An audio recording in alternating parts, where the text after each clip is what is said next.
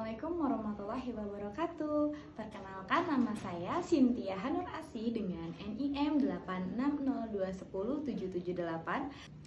Pada kesempatan kali ini saya akan membuat video praktikum untuk mata kuliah praktikum IPA di SD dengan judul kegiatan atau praktikum yaitu percobaan struktur dan fungsi telinga. Telinga adalah organ pendengaran dan keseimbangan pada manusia.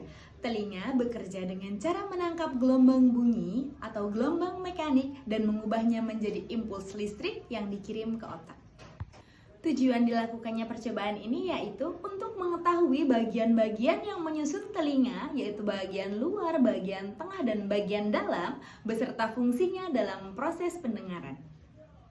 Alat dan bahan yang kita gunakan untuk melakukan percobaan struktur dan fungsi telinga ada 3. Yang pertama yaitu alat tulis, yang kedua poster atau gambar utuh struktur telinga manusia, yang ketiga modul atau buku sumber tentang struktur telinga.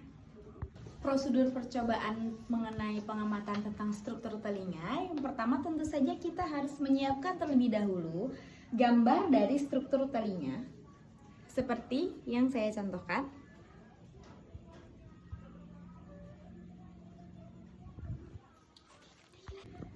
Jangan lupa untuk diberi label yang jelas pada setiap bagian telinga seperti daun telinga, gendang telinga, tulang pendengaran, saluran eustachius, rumah siput, saluran setengah lingkaran, dan yang lain-lain.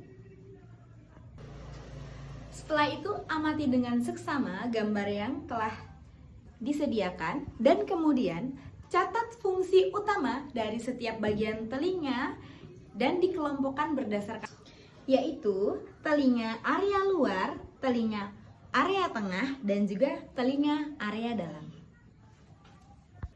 Saya akan menjelaskan terlebih dahulu tentang struktur atau bagian-bagian telinga dan juga fungsinya. Yang pertama ada daun telinga yang letaknya ada di telinga bagian luar, berfungsi untuk menangkap dan mengumpulkan gelombang.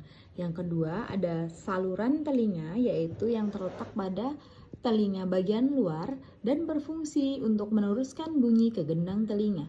Selanjutnya ada gendang telinga. Gendang telinga itu terletak pada pembatas luar dan tengah yang berfungsi untuk menerima getaran bunyi dan mengubahnya menjadi getaran mekanik. Selanjutnya ada tulang pendengaran. Selanjutnya ada saluran eustachius. Saluran eustachius itu terletak pada telinga bagian tengah yang berfungsi untuk menjaga keseimbangan tekanan udara antar telinga. Yang keenam ada koklea atau rumah siput. Koklea atau rumah siput itu terletak pada telinga bagian dalam dan berfungsi untuk merubah getaran menjadi impuls saraf. Selanjutnya saluran setengah lingkaran, yaitu yang terletak pada telinga bagian dalam, berfungsi untuk pusat pengaturan keseimbangan antara organ tubuh. Berdasarkan kegiatan praktikum yang telah dilakukan dapat diambil kesimpulan bahwa yang pertama, telinga itu terdiri dari 3 bagian utama, yaitu telinga bagian luar yang berfungsi untuk menangkap bunyi, telinga bagian tengah yang berfungsi sebagai penguat dan penyaluran getaran, yang ketiga ada telinga bagian dalam, yaitu yang berfungsi sebagai pusat pendengaran dan pengatur keseimbangan.